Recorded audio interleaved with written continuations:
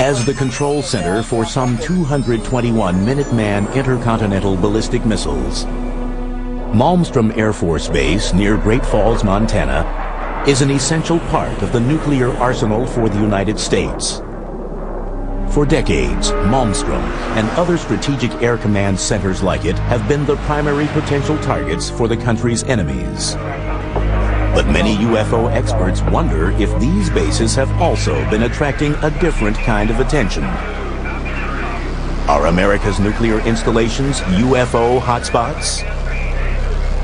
One interpretation of UFO activity is that these entities, assuming that they are entities, are interested in our technological development. We're a very violent species, as you know if you watch television at night. So that alone is a reason that they would have to pay attention to what we're doing. March 16th, 1967. Reports of UFOs at Malmstrom seem to demonstrate an extraterrestrial interest in America's nuclear forces.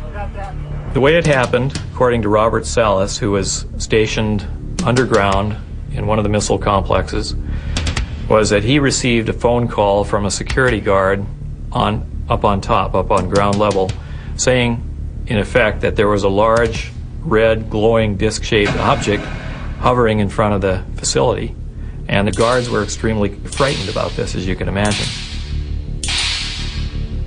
He kind of laughed and sort of said, you know, back off. The security guard called a second time, saying, even more panicky, that the UFO was now hovering right outside the gate and was very close. They were observing the status board in the launch complex, and they noticed that the missiles started going offline. Clunk, clunk, clunk, clunk, clunk. 10 of the missiles, one at a time, just boom, boom, boom, boom, shut down. The missiles quit functioning. So we were really out of business as a nuclear deterrent at that time. The incident at Malmstrom is neither the first nor the last time that the security of the United States nuclear sites is supposedly compromised by a UFO incursion.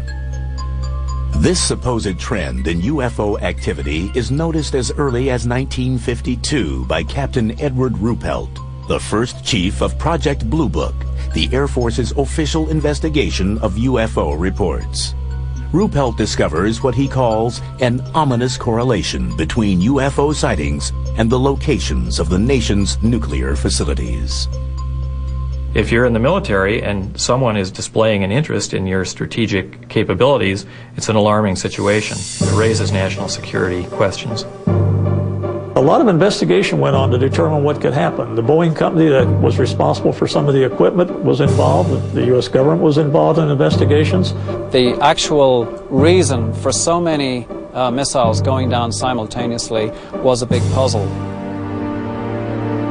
They found absolutely that an EMP, an electromagnetic pulse, may have fried the electronic workings in the missiles. However, there was no attempt whatsoever to relate the EMP, the pulse, to the presence of a UFO outside. In fact, the presence of the UFO out on the perimeter was dismissed as hearsay.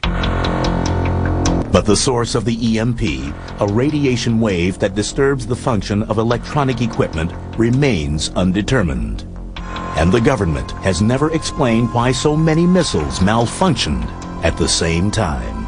It's important to bear in mind that these missiles are designed to be independent systems. So if you do something to affect one missile, it won't affect all the other missiles because they're totally separate. So whatever caused this event was able to shut down a whole variety of missiles that were spread around a large geographical area around the launch control complex. Fewer than 10 years later, 5 Strategic Air Command bases, including Malmstrom, are placed on high priority alert as a result of repeated reports of UFOs over nuclear weapons storage systems. In 1975, right along the northern tier frontier, in many of the different Air Force bases, Falconbridge in Ontario, Canada, Loring Air Force Base in Maine, Woodsmith Air Force Base in Michigan, Minot Air Force Base in North Dakota, and Malmstrom Air Force Base in Montana, all experienced a series of unidentified objects. The general theme was that Air Force space was being violated at random by a series of aircraft that should not have been there. At each of the bases, official logs record eyewitness accounts of the UFOs, and they are tracked by radar as well. In each case, the UFO reportedly hovers above the base, specifically the weapons storage area, for up to 40 minutes. All attempts to intercept or positively identify the UFO from the ground or with fighter jets in the air fail. The incursions are brought to the attention of the Commander-in-Chief of NORAD, the North American Air Defense Command. An investigation ensues. The initial thinking behind the unidentified objects over the Air Force bases in the Northern Tier was thought to be potentially Russians or else some other enemy. The only information we have is that the eyewitnesses described objects that behaved in a very unusual fashion. They glowed red, for example, and it doesn't sound like any technology that the Soviets had at that time. The Air Force personnel were completely at sea as to what was happening. They were actually calling the law enforcement people in Great Falls, Montana for help because unidentified aircraft were buzzing them in missile control silos. They had no idea what was going on. Aside from acknowledging that unexplained events have occurred at the Northern Tier bases, the U.S. government remains characteristically silent on the question of whether American nuclear installments are indeed UFO hotspots. To my knowledge, there's no published report explaining what happened. It's simply a mystery. And as far as the government is concerned, it can remain a mystery.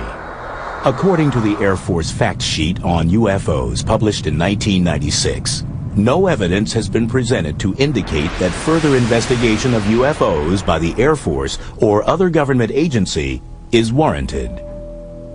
But for some, the base sightings are not quite as open and shut a case as the government would have us believe. We think the reason that the military tend to downplay this whole phenomenon is because the Department of Defense, by definition, needs to defend. And if theoretically there are objects that are able to violate United States airspace with impunity, that sets up a very big question mark about the efficiency and the abilities of the Department of Defense. But they are as bewildered and as puzzled and as intimidated as everybody else is.